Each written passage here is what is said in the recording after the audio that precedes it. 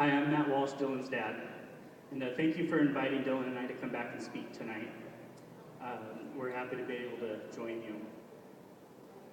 For those of you who attended this last year, you may remember us, and for those of you who didn't, I want to just give you a little part of our story.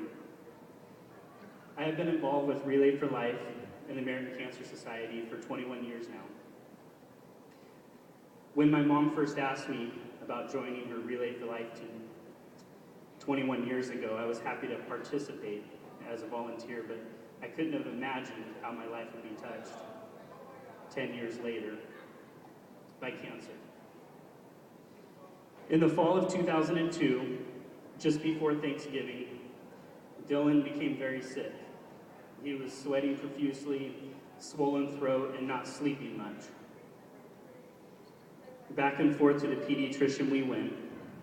He was treated for flu symptoms, cold symptoms, infections, and they couldn't figure out what was wrong, and he didn't get better.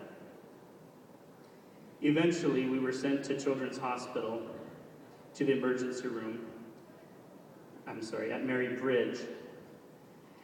And as we drove there, our concern was that our little boy, not even 2 yet, would have to get his tonsils removed. We never dreamed the news would be far worse. Finally, after a day of testing and a spinal tap, we were given a diagnosis. Dylan had a rare form of cancer, Burkitt's lymphoma, stage 4.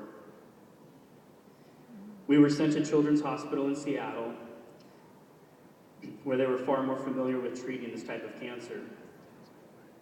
We are fortunate to have one of the top 3 children's hospitals in the nation right in our backyard. The ambulance was ready to take Dylan directly up there if we were not able to, because the doctors were waiting so that Dylan could start treatment immediately. We asked the doctor if we could go to our house and grab a few things before we headed to Children's Hospital, and he said, "Go ahead, but make it quick." It had been just 3 weeks since the onset of symptoms. Burkitt's lymphoma is a fast, aggressive, growing cancer, and every moment counted. The pea-sized tonsils that are found in a healthy 2-year-old had grown so large it was cutting off Dylan's ability to breathe. For the next 8 months, our little boy would be in and out of Children's Hospital treating this disease. His treatment consisted of inserting a dual Hickman line into his chest, 8 rounds of chemo treatment, blood transfusions, spinal taps, and numerous shots. He also experienced severe side effects of vomiting, diarrhea, high fevers, headaches, and a suppressed appetite. We stayed at the hospital day and night so that somebody was always with Dylan. During the 8 months, we experienced a time when Dylan's face swelled up so big that it looked like his head was going to explode, as doctors tried to figure out how best to treat it. We experienced other children that Dylan became friends with at the hospital pass away because of this vicious disease. We experienced a time when his blood pressure dropped so low in the middle of the night, it could have been fatal, if it not with the forethought of the night nurse that ordered the bag of blood to be on hand just in case.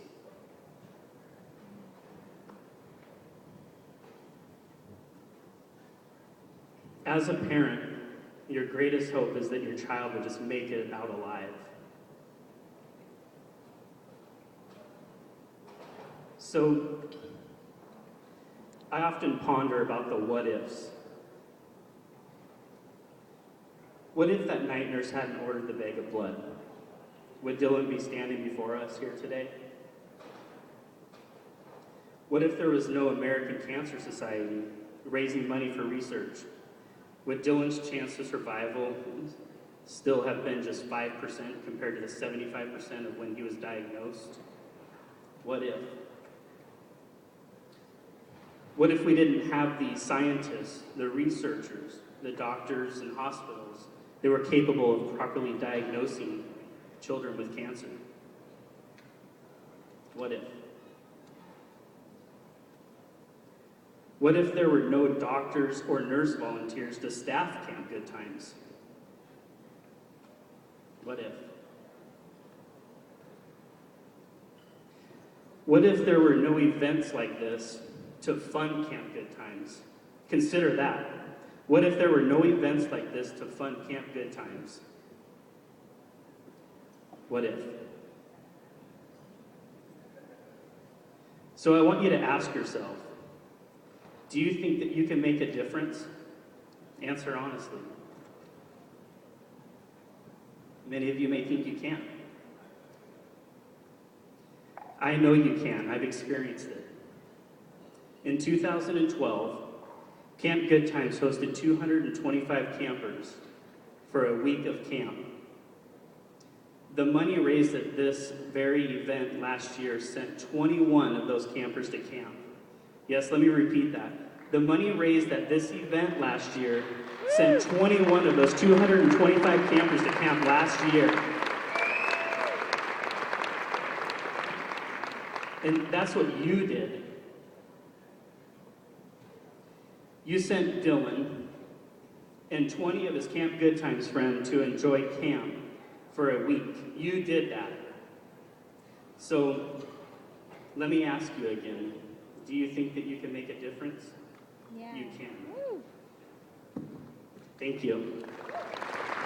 Woo.